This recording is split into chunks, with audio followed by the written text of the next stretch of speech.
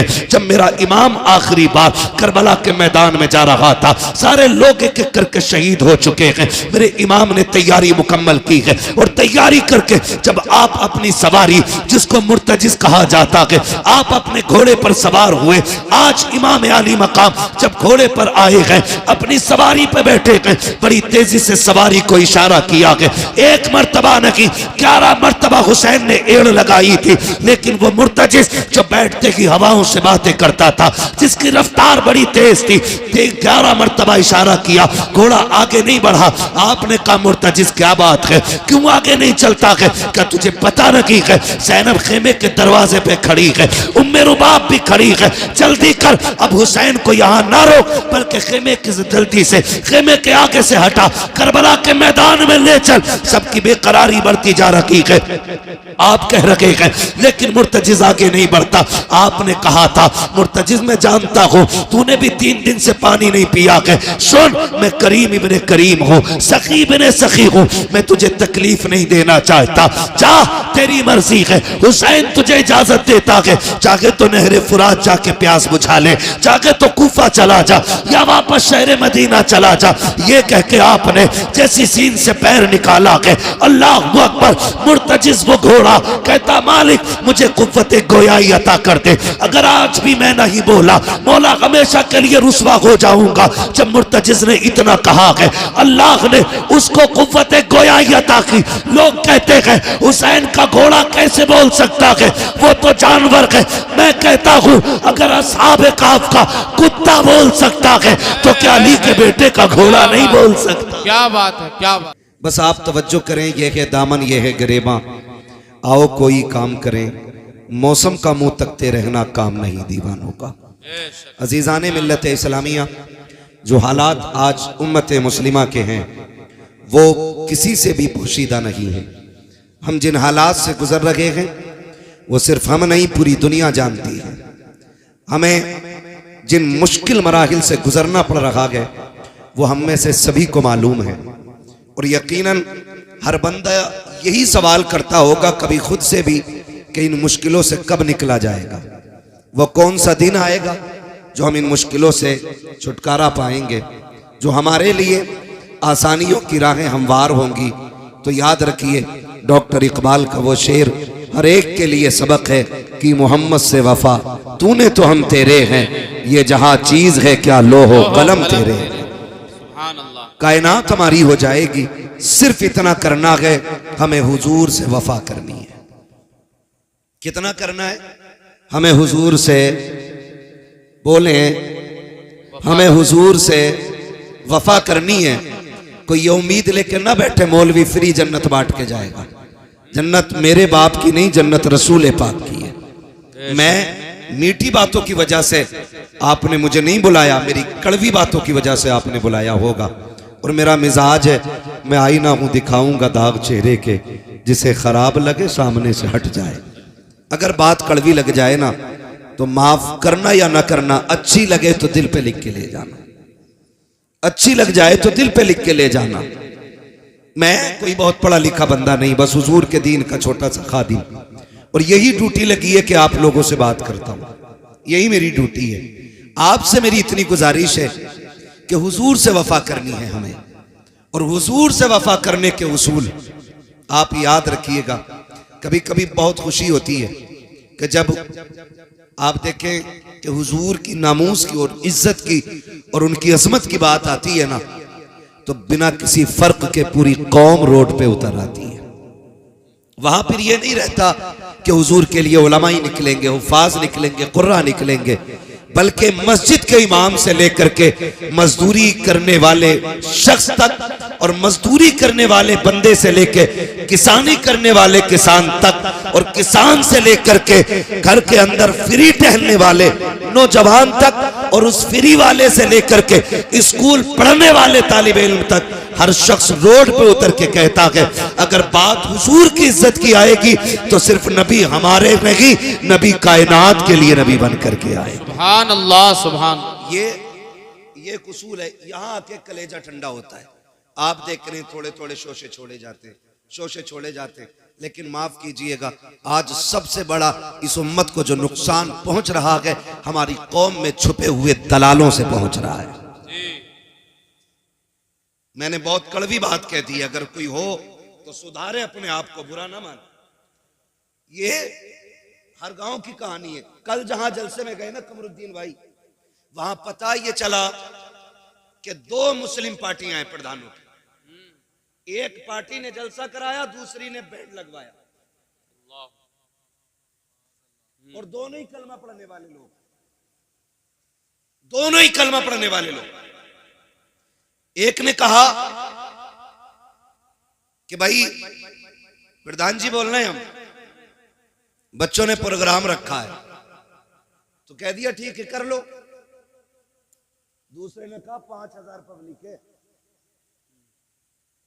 पूरा गांव मुसलमानों का, और जबकि हमारे जलसों में कोई विवादित गुफ्तगू और झगड़ालू लोग कभी नहीं आते, इसलिए कि ये हुजूर की महफिल है, यहां आवारा और गुंडों का कोई काम भी नहीं है। लेकिन उसने क्या कहा? उसने कहा 5000 पब्लिक है, जलसा बंद कराओ वरना झगड़ा हो जाएगा। लो, फिर बैंड लग गया। हुआ यूं कि पैसे गए, जलसा हो गया। नुकसान किसका हुआ? बोल सकते तो बोले पीछे वाले लोग। किसका नुकसान हुआ? हमारा नुकसान हुआ। आपसे सिर्फ इतनी बात कहने के लिए आया हूं, आज जो हवाएं चल रही है ना, दौर का तकाजा है, हालात का तकाजा है, कुल उम्मत मुस्लिमा को एक जगह इकट्ठा होना पड़ेगा। और जो आपसी इख्तिलाफात हैं, किसी के मैंड का झगड़ा, किसी के खेत का झगड़ा, किसी के प्लॉट का झगड़ा, किसी के रास्ते का झगड़ा, किसी की जमीन का झगड़ा, किसी की इज्जत का झगड़ा, किसी की नाक का झगड़ा, किसी की मूंछ का झगड़ा, ये जितने झगड़े हैं ये सारे एक तरफ रखो और सब मुस्तफा की गुलामी में आकर के एक दूसरे के शाना बशाना हो जाओ और दुनिया को बता दो मुस्तफा के चाहने वाले न कल अलग थे न आज अलग है। खुदा की कसम, जिस तरह मुस्तफा ने कलमे की रस्सी से कल जोड़ा था, आज भी उम्मत उसी रस्सी से जुड़ी हुई नजर आ रही। नारे तकबीर, नारे रिसालत, मसलके आला हजरत मौलाना हम्माद रजा मुरादाबादी। सुभान अल्लाह, सुभान। आज सबसे ज्यादा जरूरत है इत्तेहाद की, अपनी सफों में इत्तेफाक पैदा करें, वरना ये बहुत जिम्मेदार लोग बैठे हुए हैं। कोई मस्जिदों में सैकड़ों लोगों की क़यादत कर रहा है, कोई मदरसे में सैकड़ों बच्चों की जिंदगी सवार रहा है, कोई अपनी दरसगाह में ऐसी तरबियत दे रहा है कि कुरान वालों की दुनिया भी बेहतर हो जाए, आखिरत भी बेहतर हो जाए। मैं नहीं जानता आप इनके बारे में क्या कहते होगे। आपका कोई किसी के ये चचा होंगे, किसी के भतीजे होंगे, किसी के बेटे होंगे, कोई लल्ला कह के आवाज देता होगा, कोई भतीजा कह देता होगा, कोई चाचा कहता होगा। ये सारे रिश्ते बाद में हैं, लेकिन हुजूर की गुलामी का रिश्ता सबसे पहले है। ये सबसे पहले, ये सबसे पहला रिश्ता है। हम इनका एहतराम इसलिए नहीं करते कि इनके 8 हाथ पैर हैं, इसलिए भी नहीं करते कि इनकी 4 आंखें, इसलिए नहीं करते कि ये बैक वक्त चारों तरफ देखते, बल्कि इसलिए करते हैं कि इनके सीने में जो दीन है वो मेरे मुस्तफ़ा का दिया हुआ है, मेरे मुस्तफ़ा का दिया हुआ दीन है। आज जरूरत इत्तेफाक की है, आज जरूरत इत्तेहाद की है। आज उम्मत का हाल बता दूं, खुदा की कसम, जब हवा चलती है ना पीरों की, तो ढूंढ ढूंढ के मुरीद करते, ढूंढ ढूंढ के कहते हैं कोई बच्चा है छोटा मोटा, गोद में डाल दो। क्या करेगा भाई? का मुरीद करना है। हम बैत के मुखालिफ नहीं, हम मुरीद और पीर के खिलाफ नहीं है, लेकिन आज उम्मत जिस मकाम पे खड़ी है ना, खुदा की कसम, जिस दिन से था जो शरिया का विसाल हुआ है ना, आज तक उम्मत लावारिस नजर आती है। आज कोई हमारे सरों पे हाथ रखने वाला नहीं है, आज इस कौम की कोई क़यादत करने वाला नहीं है, आज इस कौम के आगे खड़े होकर के इस कौम की रहनुमाई करने वाला कोई नजर नहीं आ रहा है। आज जरूरत है कि हम मुस्तफ़ा के दिए हुए तरीके को अपना कायद बना लें। कुरान जो हमारे बीच में है उसको अपना रहनुमा की तस्लीम करें और हर जगह अपनी क़यादत के लिए मुस्तफ़ा के दिए हुए तरीके और कुरान को अपना रहनुमा बना करके आगे बढ़े। अगर किसी को किसी से कोई नाराजगी है तो चलो उठो, उसको माफ कर दो, उससे माफी मांग लो। आप अगर ये कहो कि मौलाना माफी तो मांग लूंगा, लेकिन लोग जलील करेंगे, रुसवा करेंगे, कोई छोटा कहेगा, कोई कहेगा डर गया, आज उसकी परवाह नहीं करनी है, उससे कह दो उसके दरवाजे पे जाओ जो तुमसे नाराज है, अगर छोटा भी है उसके दरवाजे पे दस्तक दो और जाके कहो यार मुझे माफ कर दे, अगर कोई खता हो गई है, अगर वो धक्का भी दे, अगर ये भी कहे मुझे तुझसे समझौता नहीं करना, तू कितना बेगैरत है, तू फिर से आ गया है, उससे कह देना आज मैं गैरत और बेगैरत के लिए नहीं बल्कि मदीने वाले के बताए हुए तरीके के लिए आया हूं। मेरे नबी ने कहा है जो रूठे हुए भाई को पहले सलाम करता है अल्लाह उसके सारे गुनाह माफ फरमा दिया। सुभान अल्लाह, सुभान अल्लाह, बहुत खूब। मना लो, लेकिन किसे मनाए? बाप बेटे में नहीं बनती, चचा भतीजे में नहीं बनती, भाई भाई में नहीं बनती है। हाँ, अगर 1 इंच फालतू नप गई ना तो उसी पे मुकदमे चल रहे। अगर 1 ईंट दीवार में निकल गई, कह रहा है ये क्यों निकली? भाई ये मिस्त्री की भी खता हो सकती है, ये थोड़ी सी निकल गई तो इसमें क्या हुआ? उसी पे झगड़े, इन छोटी छोटी बातों पे इतने बड़े झगड़े। आप जानते हो माफ करना हुजूर ने सिखाया है। किसने सिखाया? हुजूर ने सिखाया है। आज जब बाप बेटे नाराज हो जाते तो बेटा कहता नहीं नहीं मैं अब्बा को सलाम नहीं करूंगा। कहा क्यों? कहा उन्होंने मुझे चौराहे पे जलील किया था, मुझे डांट दिया था, मैं अपने यारों के साथ खड़ा था। मैं कहता हूं बेवकूफ, जिन्हें बाप डांटते हैं ना वो बेटे खुश नसीब होते हैं, इसलिए कि डांटने वाले भी रब नसीबों से अता फरमाता है। क्या बात, सही बात है। ये नसीबों से मिलते हैं। अगर बाप डांट दे तो गुस्सा ना करो, ये हक है उसका, क्योंकि वो बाप है, पावर है उसके पास, क्योंकि वो बाप है। लेकिन हम कितने नाराज हो जाते, बात बात में बाप से नाराज होकर बैठ जाते, कहते मौलाना तुमने तकरीर कर दी, लेकिन मेरे अब्बा से मिल लोगे ना कहोगे तू ही सही है। हम कभी नहीं कह सकते हैं, याद रखिएगा। मैं बेटों से गुजारिश करूंगा, कभी बाप बेटों में अनबन हो जाती है, इसका मतलब तो ये नहीं है चौक में खड़ा करके मौलाना कमरुद्दीन का हाथ पकड़ के कहो मौलाना मेरे अब्बा को समझा दियो, उनका दिमाग खराब हो गया है। जब घर की बात कोई बंदा तीसरे बंदे से जाके कहता है ना, फिर घर के घरवे हो जाया करते हैं। और याद रखिएगा जो शान अल्लाह ने हवेलियों को अता की है वो घरवों को नहीं मिली है। हवेली जितनी बड़ी होती है शान उतनी बड़ी होती है। तुम 10 फीट से 5 फीट में आ गए, 5 फीट से 3 फीट में रह गए, क्यों? क्योंकि एक दूसरे की सूरत देखना नहीं चाहते। ये निजाम तो मुस्तफा ने नहीं दिया था, ये तरीका तो आका करीम ने नहीं दिया था। मिंबर रसूल है, सरकार जलवागर है, आका करीम तकरीर फरमा रहे हैं और तकरीर के दौरान मेरे नबी ने कहा था सुनो मेरे सहाबा, जिससे उसके अपने नाराज हो वो मेरी महफिल से उठ के चला जाए, मुझे उसकी कतन जरूरत नहीं है। जैसी आका ने इतना कहा है, एक सहाबी नौजवान उठे हैं, तोड़ करके गए, अपनी खाला की चौखट पे खड़े हो जाते हैं। और खाला वो है जिसने अभी कलमा नहीं पढ़ा है। आका करीम ने कहा था जिससे अपने नाराज हो वो मेरी महफिल से उठ के चला जाए। अब मुझे बता तो सही, अगर बाप से नाराज बेटा जलसे में आके बैठेगा तो क्या मिलेगा? जब उसे नबी की महफिल में बैठने की इजाजत नहीं है तो इस महफिल में आके उसे क्या मिलेगा? जो सगे भाइयों से नाराज है वो इस महफिल में क्या लेने के लिए आया है? जिसने अपने रिश्तेदारों से मुंह मोड़ लिया है वो यहाँ क्या लेने के लिए आया है? यहाँ पे वो बैठे जिससे अपने राजी हो। मेरे नबी ने कहा था जिससे अपने नाराज हो वो मेरी महफिल से उठ के चला जाए। वो नौजवान उठते हैं और उठने के बाद दौड़ लगाई, सगी खाला के दरवाजे पे आए, अंदर से खाला निकल के आई, क्या बात है भांजे आज कैसे आ गया? तू तो मेरा चेहरा देखना नहीं चाहता था, तू तो बात करना नहीं चाहता था, आज आंख में आंसू आ गए। कहने लगे खाला जो मेरा नबी है ना उसने आज ऐलान किया कि जिससे अपने नाराज हो जाए वो मेरी महफिल से उठ जाए। कहा खाला माफ कर दे, मुझसे राजी हो जा। कहा रो क्यों रहा है? कहा अगर तू राजी नहीं होगी तो मेरा नबी मुझे महफिल में बैठने की इजाजत नहीं देगा।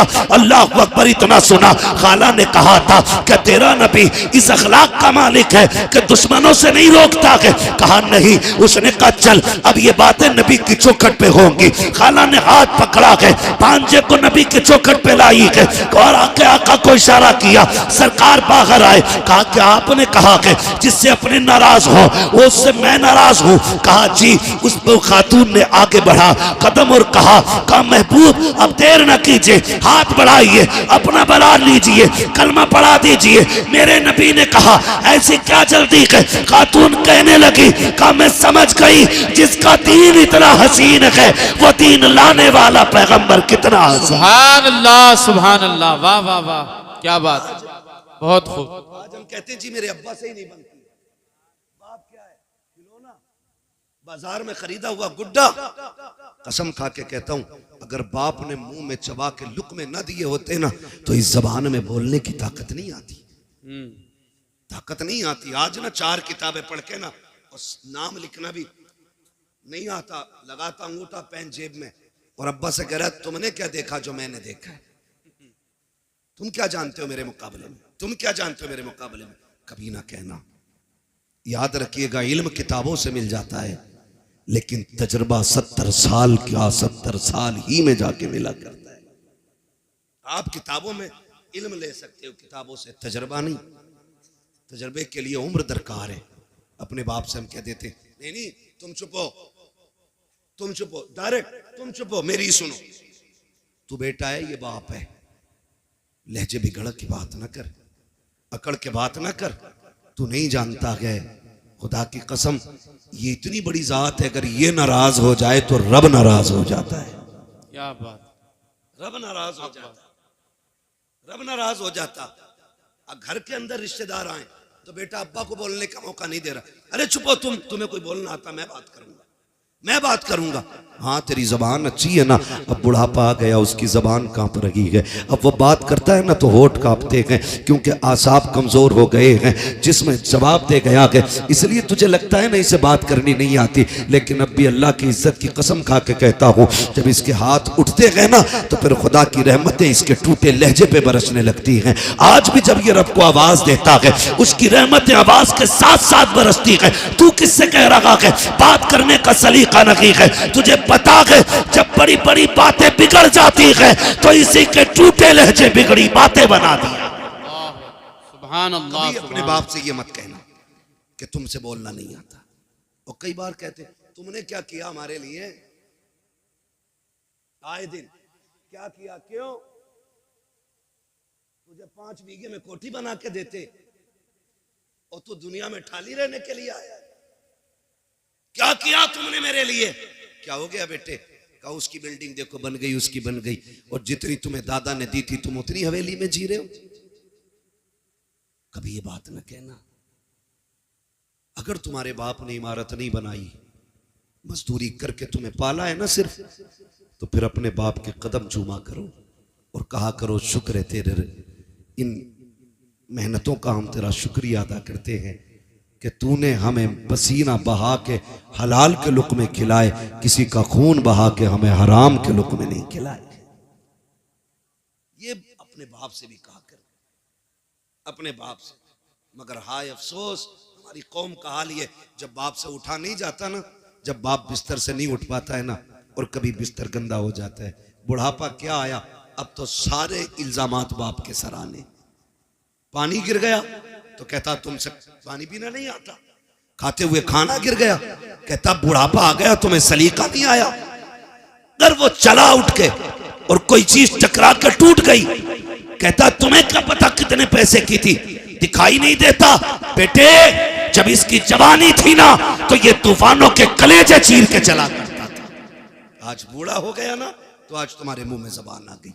कभी बाप की बुराई चौक में ना करना, कभी चौक में ना करना। मेरे नबी ना जब चलते थे रास्ते में, हुजूर के चचा कभी पीछे हो जाते ना तो हुजूर हाथ पकड़ के आगे कर देते। हुजूर हाथ पकड़ के, चचा पीछे ना चला करे, आगे चले। कहते हैं मेरी जान तेरे कदमों पे कुर्बान, आका मैं तेरे आगे कैसे हो सकता हूँ। सरकार फरमाते थे सुनो चचा, लोग कहते हैं तुम्हारा चेहरा मेरे बाप अब्दुल्ला से मिलता है, जब तुम पीछे चलते हो तो ऐसा लगता है कि मेरी पीठ मेरे बाप की तरफ हो गई है।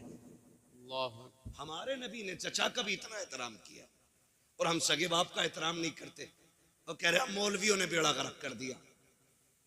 गलती हमारी जिम्मेदार, मौलवी मच्छर ज्यादा काट दे, कह रहा 14वीं सदी का मौलवी नहीं बख्शा जाएगा। क्यों? मच्छर भी हमने सिखाए। कब तक अपने ऐप दूसरों पे डालेंगे हम? रब तो सबका है ना जी। रब सबका है, सबका है। चलो हमारी नहीं सुन रहा है तो फिर तुम तो ऐसे बनो ना कि तुम्हारी सुने। वो तो सबका है। इमाम गजाली से पूछा था हुजूर दुआएं कबूल क्यों नहीं होती, तो आपने फरमाया था 2 काम किया करो दुआएं कबूल होने लग जाएंगी। कहा क्या? का जब भी खाना हलाल खाना और जब भी बोलना सच बोलना।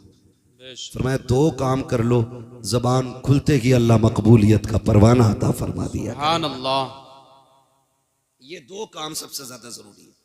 तो मैं आपसे अर्ज कर रहा हूं, माफी, एक दूसरे को माफ कर दें, झगड़े खत्म कर लें। जमीनें बड़ी बड़ी हैं, मौलाए कायनात मौला अली गुजर के जा रहे, दो बंदे लड़ रहे जमीन के लिए, एक कह रहा था मेरी है, मेरी है। तो हजरत अली को आते देखा, कहा झगड़ा ना करो, फैसला इनसे करा लेते। हजरत अली आए, क्या बात है, का फैसला कर दो। ये कह रहा मेरी है, मैं कह रहा हूं मेरी है। तो आपने फरमाया तुम चुपो, मैं जमीन से पूछ लेता हूं किसकी है। ठोकर मारी, काली जमीन जानती है मैं कौन हूं। जमीन ने कहा तुम अबू तुराब हो। कहा फिर बता तो किसकी है, इसकी है या इसकी है। जमीन ने कहा तालीन से कह दो, ना मैं इसकी हूं ना मैं इसकी हूं, ये दोनों मेरे हैं, दोनों मेरे। जमीन के लिए सगे भाई पे मुकदमे ना करना। बीसा दो बीसा, बीघा दो बीघा छोड़ दो, इसलिए कि दौलत मेहनत से मिलती है, रिश्ते खुदा की रहमत से मिला। सुभान अल्लाह। कचहरी जाके देखो, भाई के कनपट्टे पे किसने लगा रखी है, सगे भाई ने। मुकदमे किसने किए, सगे ने किए। जेल में किसने डाला, सगों ने डाला के। भतीजों को यतीमी की जिंदगी गुजारने पे मजबूर किसने किया के, सगों ने किया के।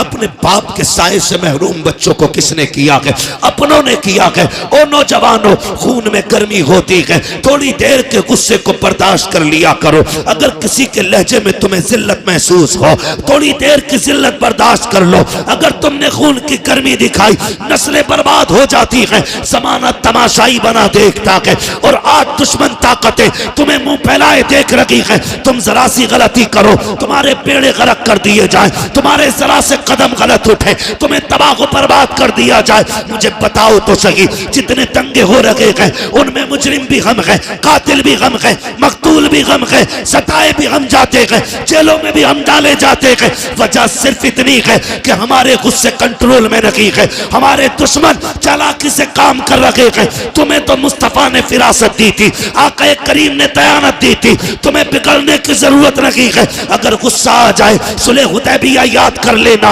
सारा गुस्सा ठंडा हो जाएगा। अगर बदला लेने का वक्त आ जाए तो फतेह मक्का याद करना। खुदा की कसम, मुस्तफा का किरदार अपना लो, ये दुनिया भी हमारी होगी, आखिरत भी हमारी होगी। सुभान अल्लाह, सुभान अल्लाह, बहुत खूब हजरत, सुभान अल्लाह। कह रहा हूं, एक एक जगह का नाम आप पढ़ते होगे और सारे देखते होगे। मकान भी हमारे टूटे, जेल में भी हम, मारे भी हम गए, जेल में भी हम, समझ रहे।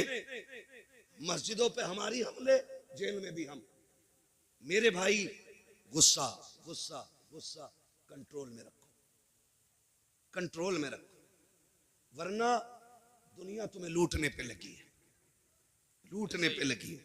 10, 20, 50 हजार, लाख, 10 लाख, 20 लाख ये मुकदमों में लग जा रहे।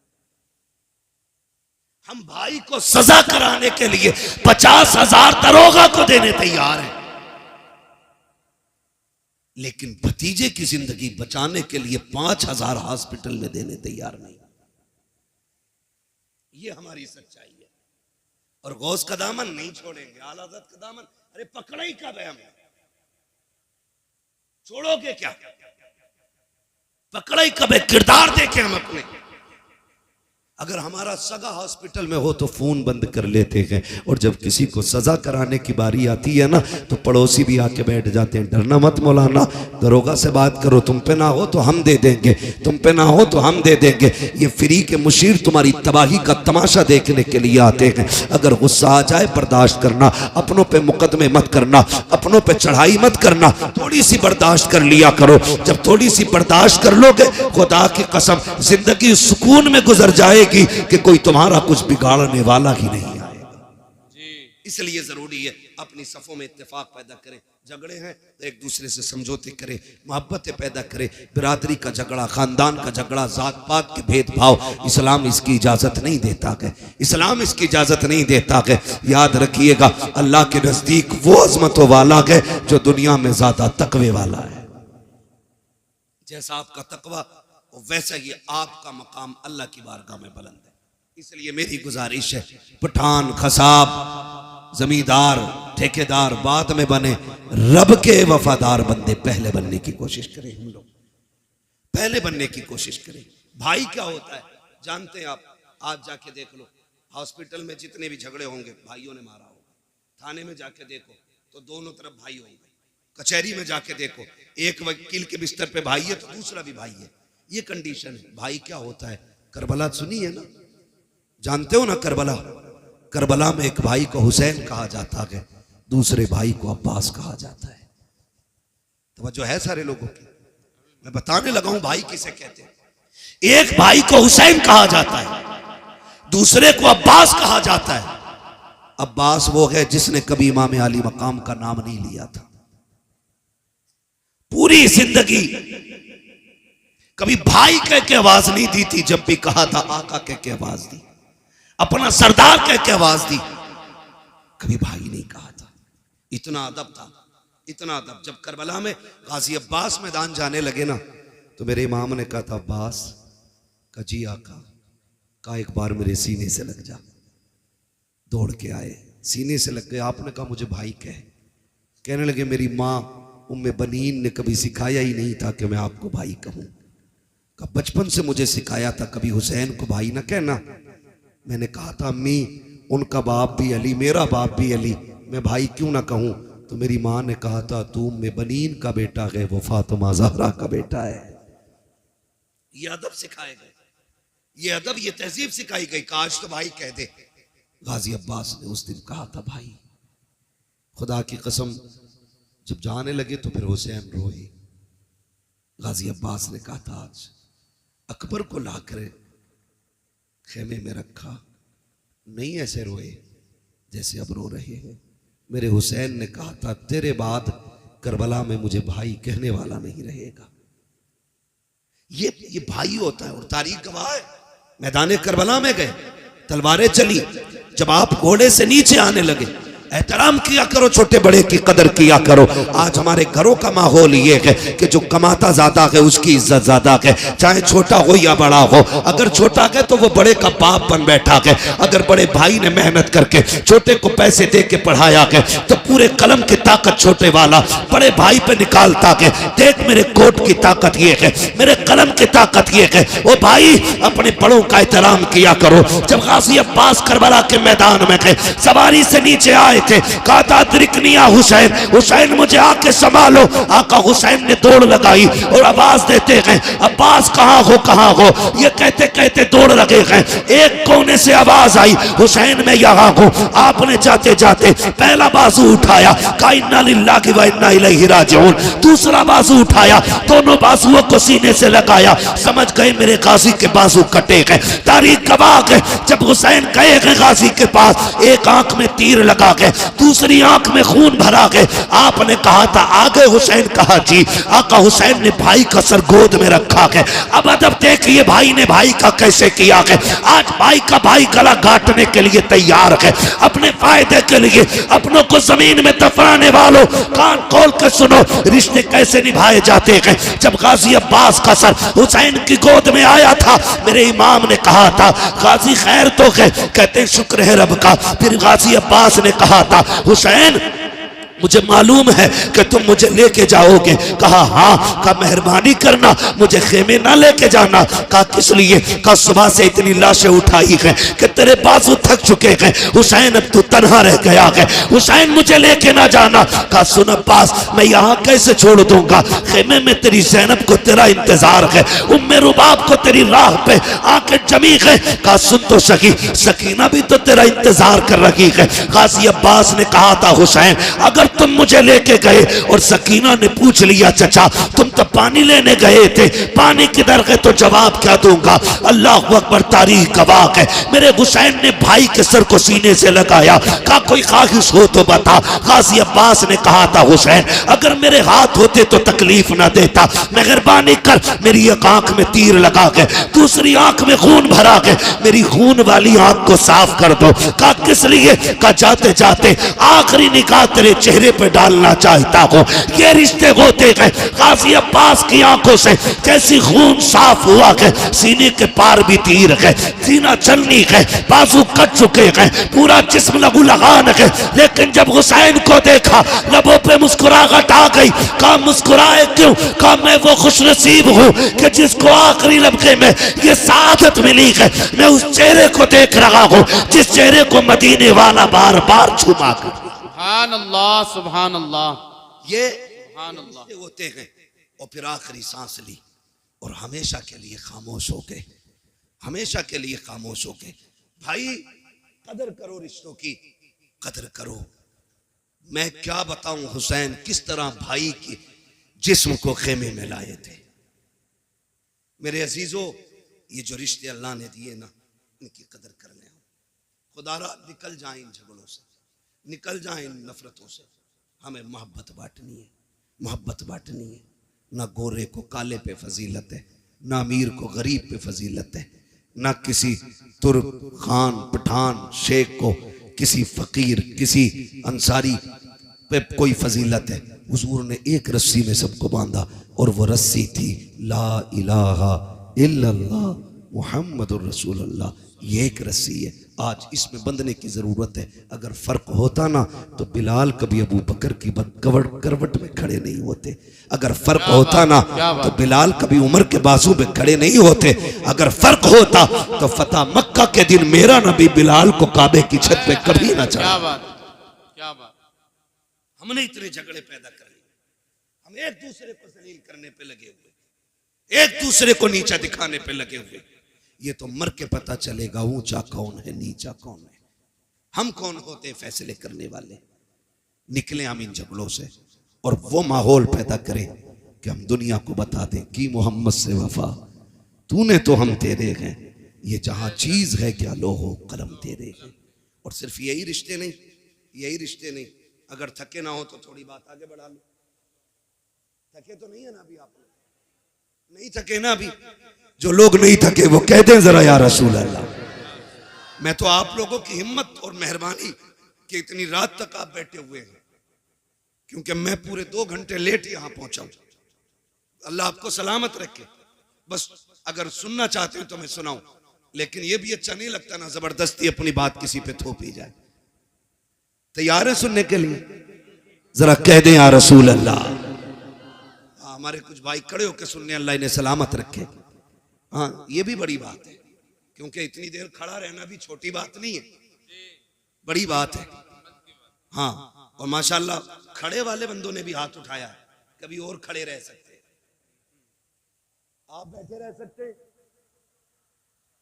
ये शायपुरा इतने बड़े बड़े मौलाना लोग यहाँ रहते और आप सर हिला के कह रहे बैठ सकते हैं ना थोड़ी देर। सलामत रहे, सलामत रहे माशाल्लाह। हाँ, बस मैं अर्ज करूं आपसे, एक ये रिश्ता भाई का भाई से रिश्ता, फिर एक रिश्ता और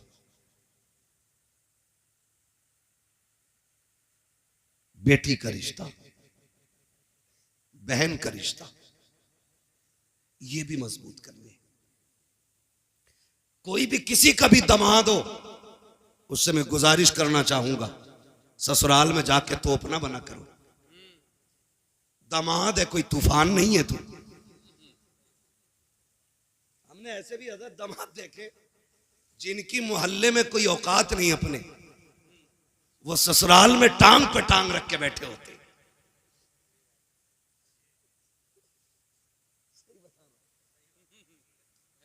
हाँ, मोहल्ले वाले कहते वो पनुआ,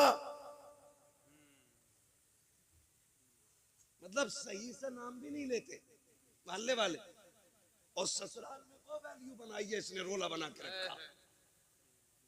पढ़ा लिखा भी ससुर है ना, कह रहा इनसे पूछो भाई हमारे बड़े दामाद हैं, तो वहां इतनी लंबी अलग ही रख रहे हैं। सुने, अल्लाह ने एक जिंदगी मुकम्मल की है, बेटी के जरिए, बहन के जरिए, बीवी के जरिए। ये जिंदगी के बड़े अहम हिस्से हैं। अगर बेटी ना हो तो आंगन सूना, अगर बहन ना हो तो हवेली सूनी, अगर बीवी ना हो तो घर सूने। ये तीनों अहम रिश्ते हैं और सबसे ज्यादा जुल्म इन्हीं पे होता है, सबसे ज्यादा। वो दामाद जिस गरीब ने अपने घर 300 रुपए का जूता नहीं पहना होता, वो ससुर से 1800 रुपए लेता जूतों के लिए। ना करो ये, इतने आसान कर दो रिश्ते कि जिस तरह बाप को बेटों पे नाज होता है उसी तरह बाप को दामाद पे नाज होना चाहिए। ईद गुजरी है, ईद, रहम करो यार, हाथ जोड़ रहे हैं तुम्हारे आगे। 1.5 लाख की ईद ही गई है, ये रस्में चल गई। ईदी में क्या, 3 किलो छुआरे, हाँ 1.5 किलो बादाम, 2 किलो किशमिश। खागा कौन? का दामाद। 1 क्विंटल सामान भेजा, दूल्हा बन के फिर भी ऐसे ही आया जैसे भीगी मुर्गी। ये जबरदस्ती के लोड है, खत्म करो ये जबरदस्ती के लोड, ये नहीं रहने चाहिए। सिर्फ वो रखो जो इस्लाम ने रखा है। हमें अपनी तरफ से फालतू नहीं बढ़ाना, नहीं बढ़ाना। ये अलग बात है कि दामाद का लीवर इतना कमजोर होता है कि बादाम खाते ही बीमार। ये कंडीशन है। इसलिए मेरे अजीज, फालतू के खर्चे बंद करो। आज गरीब सोचता कि बेटी रुखसत कैसे की जाएगी, आज कमजोर सोचता कि बेटी के हाथ कैसे पीले किए जाएं। इसलिए कि मैंने कई गरीबों को कहते सुना कि रिश्ता पक्का तो कर देते, लेकिन बीच में ईद आ रही है, 1 लाख का खर्चा बढ़ जाएगा, ईद के बाद रिश्ता पक्का किया जाएगा। यार जो गुंजाइश वाला है वो तो कभी भी कर सकता है, लेकिन गरीबों का जीना हराम किया है ऐसी कसरत दौलत दिखाने वालों ने जो 1-1 लाख की ईदियां दे रखे हैं। कोई फायदा नहीं, कोई मकसद नहीं। इतने आसान कर दो निकाह, ताकि अगर कोई गरीब बेटी जब हाथ पीले हो तो रब का शुक्र अदा करे और मचल के कहे मालिक तेरा एहसान है, तूने हुजूर की उम्मत में पैदा किया है जहां गरीब बेटियों को रब ने ये हक दिया है कि जहां अमीर मुस्कुराते हैं उसी सफ में गरीब भी खड़े होकर मुस्कुराया कर। नारे तकबीर, नारे रिसालत, पैगाम हक कॉन्फ्रेंस, मुफ्ती हम्माद रजा मुरादाबादी।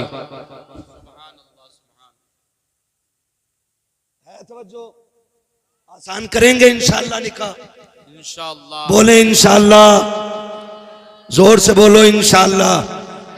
हाँ सब नहीं, बहुत गौर से सुन रहे हैं। चलो कोई बात नहीं, कुछ ये सोचते हैं मुझ पे ही बोल रहे दिखे।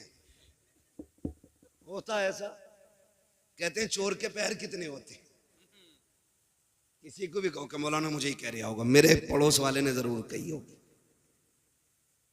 ये इस तरह के ख्यालात पैदा होते हैं। तो रिश्ते आसान करें, रिश्ते आसान करें। मैं सिर्फ एक बात जानता हूं, ये फ्रिज, गाड़ी, मोटरसाइकिल, कारें मांगने वाले लोग हो, मैं सिर्फ एक बात कहूंगा उन लोगों से जो मांग मांग के जहेज लेते हैं, यार जिसने बेटी दे दी उसने सारी कायनात उठा के दे दी।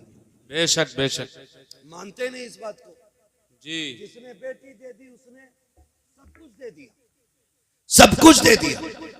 उसकी हिम्मत को सलाम कि 22 साल 18 साल पाल के किसी अजनबी के हवाले कर देता है। और उसमें भी कह रहा पिलाई जो थी ना आधा इंची कमजोर रह गई, क्यों इस पे भैंसे बांधेगा? 2 इंची की पिलाई चाहिए बेड में, अलमारी में। कब्र के तख्ते क्या इंची के होते हैं? बोलो। यही होते हैं ना, 1 इंच, 1.25 इंच का तख्ता कब्र में लगना है और बेड में 2 इंची की पिलाई। क्यों? क्योंकि कब्र का तख्ता खुद अपनी मालियत से खरीदा जाता है, इसलिए 1.25 इंची से काम चला रहा है। और उधर हराम का रखा दिख रहा है ना, इसलिए 2 इंची की मांग के ला रहा है। और मैं तो कभी कभी सोचता हूं ये बुलेट के लिए जो चच्चा लड़ रहे थे ना, ये कभी बैठेंगे नहीं इस पे, बेइज्जती और करा ली।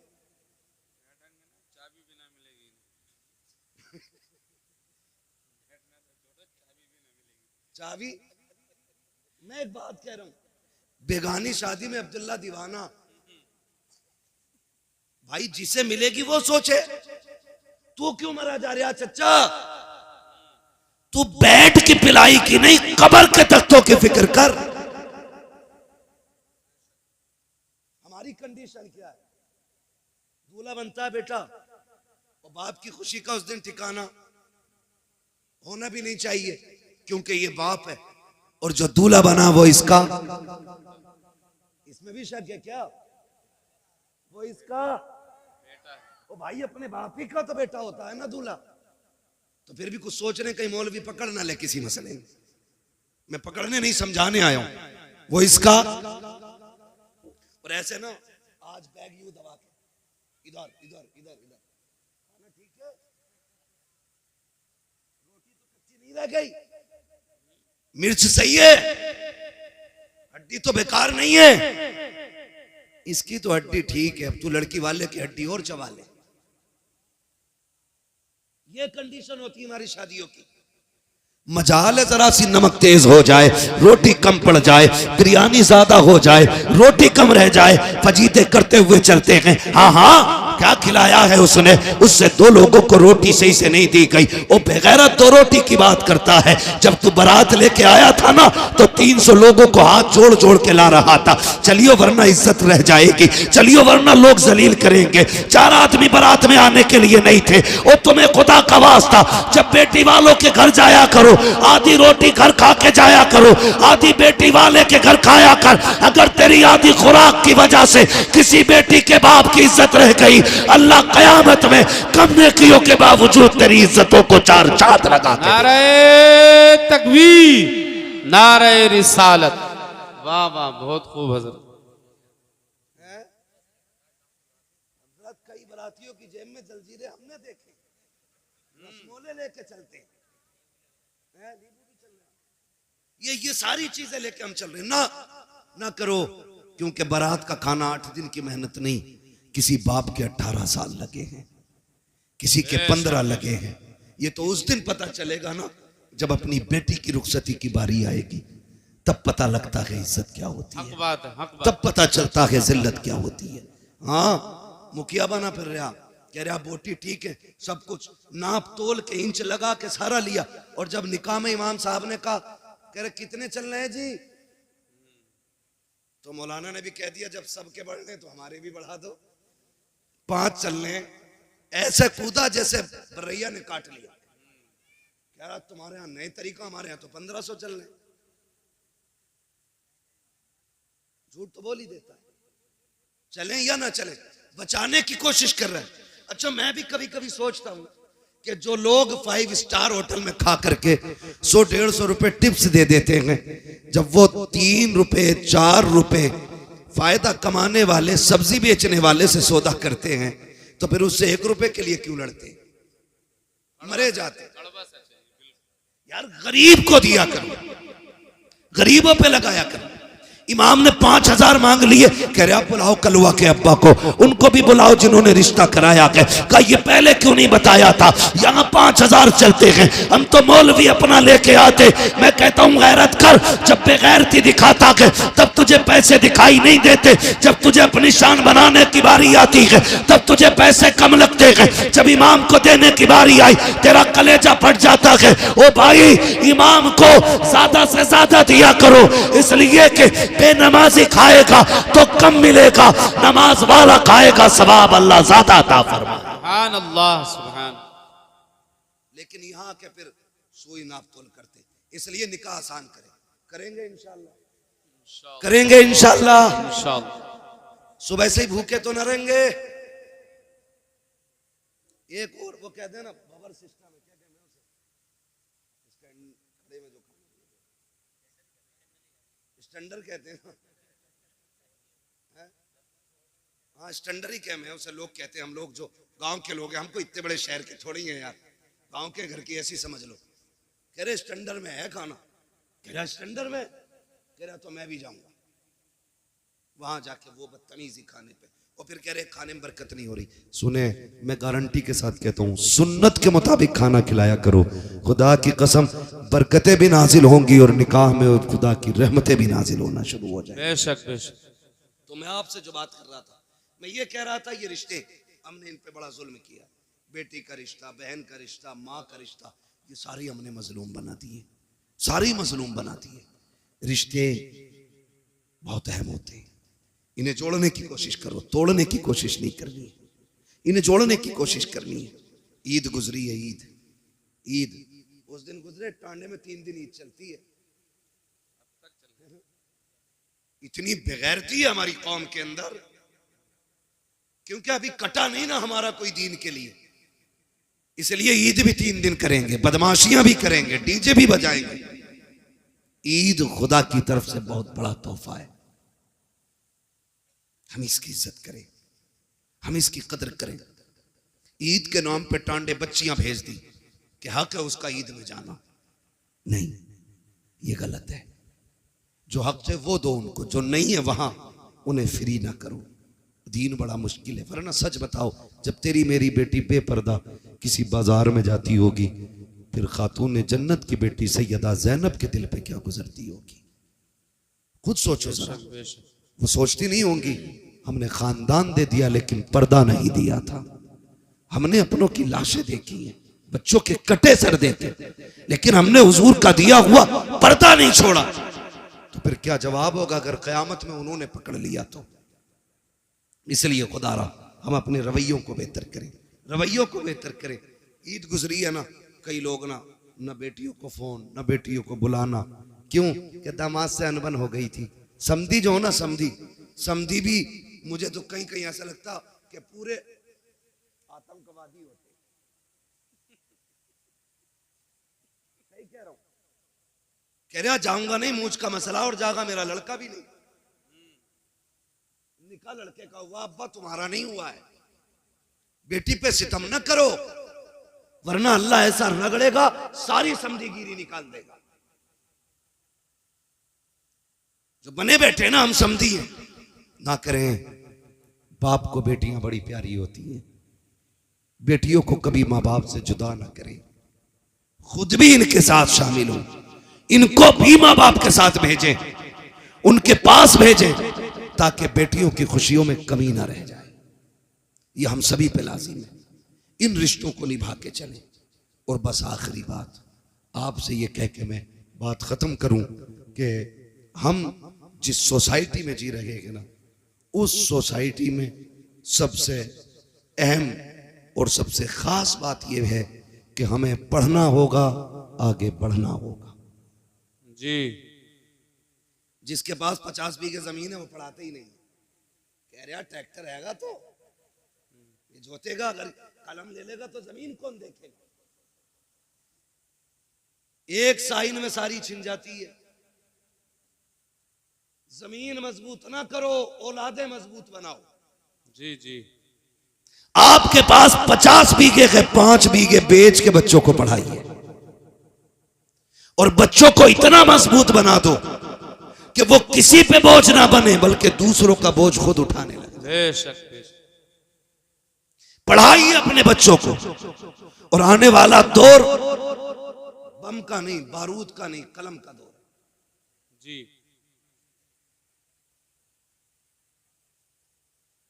ये बातें तारीख लिखवाते समय बता दिया करो, ताकि हम ये बता दें कि हम ये कब सुनाएंगे।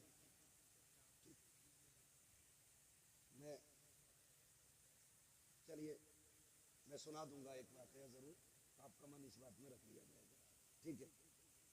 आप खुश रहिए, ठीक है ना? इन बच्चों ने बड़ी मेहनत की है, तो अगर ये चाहते हैं तो इंशाल्लाह वो मैं जरूर सुनाऊंगा, ठीक है? जरा कह दें या रसूल अल्लाह, या रसूल अल्लाह, और जोर से कह दें या रसूल अल्लाह, या रसूल अल्लाह। है ना?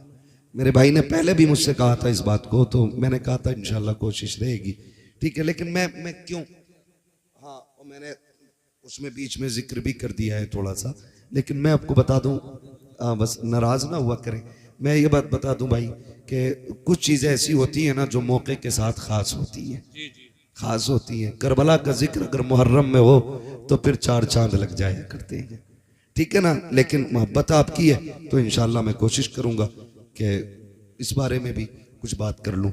जरा कह दें या रसूल अल्लाह, या रसूल। अब जो दौर है ना, मैं जो कह रहा हूं, अब जो दौर है वो दौर कलम का है, वही आगे बढ़ेंगे जो पढ़ेंगे। कब्जा हुकूमत उन्हीं की रहेगी जिनके हाथों में कलम होगा। हम जो तोड़े गए ना, हमारी जहालत की बुनियाद पे तोड़े गए। हम जो पीछे धकेल दिए गए, हमारी नाकाबिलियत की बुनियाद पे पीछे धकेला गया। हम पैसे देकर के हाई स्कूल पास करते और फिर कहते मुसलमान थे इसलिए निकाल दिया। हाँ, 10% ये वजह हो सकती है कि हमारे मुसलमान होने की वजह से हटाया गया, लेकिन 90% हमारी जो पीछे हटाने की वजह होती है वो होती है हमारी लाइल्मी। नौजवानों, किसी ऐसे स्कूल में ना पढ़ना जहां पैसे लेकर के नकल कराई जाती हो। खुद मेहनत करना, और इतनी मेहनत करना कि अपनी काबिलियत से हर एग्जाम को पार करके मनसब हासिल करो। लोग कहते हैं कि काबिल लोगों को नौकरी नहीं मिलती। मैं ये कहता हूं किसी मर्ज का इलाज बन जाओ, मरीज दौड़ता हुआ खुद तुम्हारी चौखट तक आ जाए। बेशक बेशक। इसलिए तालीम पे सबसे ज्यादा गौर करना है, पढ़ना है। आज हमारे लिए सबसे ज्यादा जरूरी है। और जरूरी नहीं है कि मौलाना ही बनाए, मौलाना ही बनाए, ये जरूरी नहीं है। दीन की बुनियादी बातें सिखाइए, फिर बेटे को IAS IPS बनाइए, फिर बेटे को आप एक दीनदार वकील बनाइए। उससे कहिए तुझे हक के लिए मुकदमे लड़ने हैं, तुझे सच के लिए कोर्ट में आवाज उठानी है। ऐसे बेटे बनाओ और फिर तैयार करो अपनी कौम के नौजवानों को। हर कोर्ट में जब हुजूर का गुलाम खड़ा होगा ना और कह देगा मुझे झूठा मुकदमा नहीं लड़ना, मैं सच के लिए लड़ूंगा, लोग सोचने पे मजबूर हो जाएंगे आज के गुलामों का किरदार ऐसा है तो फिर नबी के उमर का किरदार कैसा रहा हो। सुभान अल्लाह। इसलिए पढ़ेंगे इंशाअल्लाह। बच्चे बैठे, नौजवान बैठे, PUBG कितना खेल ले हो, दबा के चल जाना, जिस कोने पे बैठ जाओ उठता ही नहीं। हाँ, हर वक्त यूं। क्या है ये, हमारा वक्त बर्बाद हो रहा है। कोई और कौम इतना नहीं खेल रही है, सच बता रहा हूं। हम रातों में चलते हैं, अगर रोड पे नौजवान मिले रात में, हम समझ जाते हैं ये मुसलमानों का गांव है। और जहां वक्त से लोग सो जाते हैं, हम समझ जाते हैं हम मुसलमान ही नहीं रहते, क्योंकि हमारा जो उसूल है ना वो बड़ा बेकार होता जा रहा है। रहन सहन खराब, तौर तरीके बदल गए। नौजवानों, अब मोबाइल चलाने का वक्त नहीं है, अब कलम चलाने का वक्त आ गया है। पढ़ो, आगे बढ़ो, ये साइंस तुम्हारे कदमों में होगी, ये तरक्कियां ये सब तुम्हारी होंगी, लेकिन शर्त है खेल छोड़ करके हमें तालीम की तरफ आना पड़ेगा। बेशक तालीम की तरफ आना पड़ेगा। ना हमारे अच्छे स्कूल हैं, ना हमारे अच्छे हॉस्पिटल हैं, ना हमारे अच्छे कॉलेजेस हैं, ना हमारे अच्छे मदरसे रह गए, क्योंकि मदरसों से तो लोगों ने नफरत इतनी कर ली ना, उन्हें लगता है कि ये मदरसे जो है ना सिर्फ चंदों के लिए हैं। नहीं, खुदा की कसम, अगर ये मदरसे ना होते हमारे चेहरों पे ताड़ियां नहीं होती, अगर मदरसे ना होते सरों पे टोपियां नहीं होती, ये मदरसों की देन होती है। तुम्हें क्या लगता है जो सरे हुसैन ने नेज़े पे कुरान पढ़ा था, क्या सिर्फ वो इमाम हुसैन का कमाल था? नहीं, खातूने जन्नत ने दूध पिलाते वक्त कुरान सुनाया था, सर कटा के नेज़े पे हुसैन ने कुरान पढ़ते। सुभान अल्लाह, सुभान। जब दरसगाह ऐसी होती है ना तो फिर बेटे ऐसे होते, फिर बेटे ऐसे होते। मैं आपसे अर्ज कर रहा था, खुदारा रिश्ते बेहतर करें और अपने बच्चों को तालीम दें, पढ़ाएं अपने बच्चों को, खुद भी पढ़ें, बच्चों को भी पढ़ाएं। अल्लाह ताला हमारी नस्ल को कुरान पढ़ने, सुनने, समझने की मौला करीम तौफीक अता फरमाए। और हुजूर के सदक़े में अल्लाह हमारी नस्लों में उलमा, हुफ़ाज़, कारी, IAS IPS अल्लाह हमारी कौम में पैदा फरमा दे। आमीन कह दो भाई, आमीन। हाँ, यहाँ आमीन कहने वाली बात थी। तो पढ़ने की कोशिश करें। और मैं ज़मींदारों से, गुंजाइशदार लोगों से कहना चाहता हूँ, अगर आपके बच्चे किसी काम में लग गए हैं और आपके पास अब पढ़ने वाला बच्चा नहीं है ना, तो फिर आप ये तलाश करें कोई गरीब बच्चा हो जो आगे बढ़ना चाहता है, पढ़ना चाहता है, अच्छा है, ज़हीन है, अच्छे नंबरों से पास हुआ है, तो फिर आप अपने पैसे से उसकी मदद करके उसको पढ़ाएं और उससे कह दें अगर डॉक्टर बन जाए ना तो 6 दिन अपने लिए दवा देना और 1 दिन मदीने वाले के नाम पे तुझे फ्री दवाइयां बांटनी है। सुभान अल्लाह। करेंगे इंशाअल्लाह ये भी। हम चंदा करके, मेहनत करके जलसा कर लेते, हम मेहनत करके मज़ारों के गुंबद बना लेते, हम चंदा करके 5 लाख 7 लाख का मीनार बना लेते, तो हम पैसा इकट्ठा करके अपने गांव के अंदर एक IAS IPS नहीं बना सकते? बोलो, बना सकते हैं कि नहीं? अगर हर गांव के अंदर एक IAS होना तो फिर कोई भी इलाका कमजोर नहीं होगा। जी, ये याद रखिए। हमारे तो प्रधान भी ऐसे अंगूठा छाप होते हैं, ऐसे जाके करें पुलिस वाले से, भाई क्यों आए गांव में, जबकि गांव का मालिक प्रधान होता है। पुलिस वाले को इजाजत नहीं है प्रधान की इजाजत के बगैर गांव में कदम रखे, लेकिन चच्चा को पता ही कुछ नहीं है क्योंकि पढ़े ही नहीं है। पढ़े, काबिल बने, अपने हुकूक जाने, जो आपको राइट्स मिले वो समझिए आप, ताकि कोई कमजोरी पैदा ना हो, ताकि कोई कमी ना रह जाए। पढ़ेंगे इंशाअल्लाह, वादा करें सारे इंशाअल्लाह। पढ़ाएंगे बच्चों को, पढ़ाएंगे कि दुकान कराएंगे? अरे बहुत पढ़ा लिया, अल्लाह को 10वीं पास है, चल बैठ दुकान पर जाकर शटर खोल। 10वीं पास करा के ना और बैठा दिया दुकान में, है ना, और फिर लल्ला ने 2 ही चीजें याद की, यस और नो, बस वही काबिल हो गया। साइन करने हमें नहीं आते, हम कुछ पढ़ नहीं सकते, तो क्या फायदा। कोशिश करें आज ही से कि एक हम बंदा ऐसा तैयार करेंगे जो हमारे गांव का होगा और IAS होगा, IPS होगा। ये तैयारियां करें अगर वजूद को बाकी रखना चाहते हो, वरना ये सोच लेना दीन तुम्हारे ऊपर नहीं है आया यूं रिशो तातार के अफसाने से, पासबा मिल गए काबे को सनम खाने से। हाँ, जिसने नबी की आल को कत्ल किया था वो यहूद और नसारा नहीं थे, वो इसी दीन का कलमा पढ़ने वाले लोग थे, वो हुजूर का कलमा पढ़ने वाले लोग थे। अल्लाह ने उनका ऐसा बेड़ा गर्क किया, आज उनका नामो निशान नहीं मिलता है। तो आपको क्या लगता है दीन हमारे ऊपर टिका हुआ है? हम कुछ भी कहें करें, अल्लाह को हमको जिंदा रखना ही है, महज अल्लाह उसकी कोई मजबूरी है? वो तो ये कहता है अगर तुम मेरे दीन से खिलवाड़ करोगे मैं तुम्हें खत्म करके तुमसे अच्छे लोग ला के रख दूंगा, ये उसका ऐलान है। इसलिए खुद से कोशिश करो। वो कुरान की आयत करीमा में हाफिज तो नहीं हूं, इन्नल्लाह ला युगय्यिरु मा बिकौमिन हत्ता युगय्यिरु मा बिअनफुसिहिम, अल्लाह ताला किसी कौम के हालात उस वक्त तक नहीं बदलता जब तक कौम अपने हालात बदलने की खुद से कोशिश नहीं करती। हमें कोशिश करनी है खुद से, हमें, फिर आप कोशिश करें, कामयाबी देना रब का काम करेंगे इंशाअल्लाह। इसी दीन के लिए करबला में शहादतें हुई है। खाली सुन के घर जाके हुसैनी नहीं बन सकते हो, किरदार में भी हुसैनी बनना पड़ेगा, अखलाक में भी हमें हुसैनी बनना पड़ेगा, तो और तरीके भी हमें करबला वालों के होने चाहिए। मैं आपसे अर्ज कर रहा था, रिश्ते निभा के चलें। जिस तरह आप मेहनत से बेटों को पढ़ाते हैं उसी तरह मेहनत से बेटियों को भी पढ़ाइए, बेटियों को भी पढ़ाइए। हम बेटों को इसलिए मेहनत से पढ़ाते कि ये बुढ़ापे का सहारा होता है, और बेटियों को इसलिए नहीं पढ़ाते क्योंकि वो पराए घर चली जाती है। ना करें, याद रखें, बेटे बुढ़ापे के सहारे होते हैं, बेटियां आखिरत का सहारा हुआ करती हैं। सुभान अल्लाह।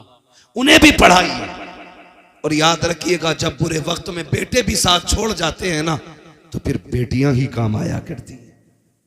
ये भी याद रख लेना, फिर बेटियां ही काम आया करती है अगर बेटे भी साथ छोड़ जाए। क्या तुमने नहीं देखा कितने बाप घर के बाहर बैठे मिलते, कितने वीडियोस रोज के वायरल होते कि वो कहता मेरे बच्चों ने निकाल दिया, कोई कहता बहू ने घर में नहीं रहने दिया, कोई कहता बेटे ने धक्का दे के निकाला गया। ऐसे बुरे वक्त में भी बेटियां काम आ जाया करती हैं। तुमसे गुजारिश करना चाहता हूँ, खुदारा रिश्तों की कदर करो। तुम जानते हो बेटी क्या होती है, आओ जरा दिल पे हाथ रख के सुनो। मैं बताना चाहता हूँ बेटी किसे कहते हैं। जब मेरा इमाम आखिरी बार करबला के मैदान में जा रहा था, सारे लोग एक एक करके शहीद हो चुके हैं, मेरे इमाम ने तैयारी मुकम्मल की है, और तैयारी करके जब आप अपनी सवारी, जिसको मुर्तजिज कहा जाता है, आप अपने घोड़े पर सवार हुए। आज इमाम आली मकाम जब घोड़े पर आए हैं, अपनी सवारी पर बैठे हैं, बड़ी तेजी से सवारी को इशारा किया गया। एक मर्तबा नहीं 11 मर्तबा हुसैन ने एड़ लगाई थी, लेकिन वो मुर्तजिज जो बैठते ही हवाओं से बातें करता था, जिसकी रफ्तार बड़ी तेज थी। 11 मरतबा इशारा किया, घोड़ा आगे नहीं बढ़ा। आपने कहा मुर्तजिज क्या बात है, क्यों आगे नहीं चलता है? क्या तुझे पता नहीं है ज़ैनब खेमे के दरवाजे पे खड़ी है, उम्मे रुबाब भी खड़ी है, जल्दी कर, अब हुसैन को यहाँ ना रोक, बल्कि खेमे की जल्दी से खेमे के आगे से हटा, करबला के मैदान में ले चल। सबकी बेकरारी बढ़ती जा रही है। आप कह रहे हैं लेकिन मुर्तजिज आगे नहीं बढ़ता। आपने कहा था मुर्तजिज मैं जानता हूं तूने भी 3 दिन से पानी नहीं पिया है। सुन, मैं करीम इब्ने करीम हूं, सखी इब्ने सखी हूं, मैं तुझे तकलीफ नहीं देना चाहता। जा, तेरी मर्जी है। हुसैन तुझे इजाजत देता है, चाहे तो नहरे फुरात जाके प्यास बुझा ले, चाहे तो कूफा चला जा या वापस शहर मदीना चला जा। ये कह के आपने जैसी सीन से पैर निकाला है, अल्लाह अकबर, मुर्तजिज वो घोड़ा कहता मालिक मुझे कुव्वते गोयाई अता कर दे। अगर आज भी मैं नहीं बोला मौला हमेशा के लिए रुसवा हो जाऊंगा। जब मुर्तजिज ने इतना कहा है, अल्लाह ने उसको कुव्वते गोयाई अता की। लोग कहते हैं हुसैन का घोड़ा कैसे बोल सकता है, वो तो जानवर है। मैं कहता हूं अगर असहाबे काफ का कुत्ता बोल सकता है तो क्या अली के बेटे का घोड़ा नहीं बोल सकता? क्या बात है।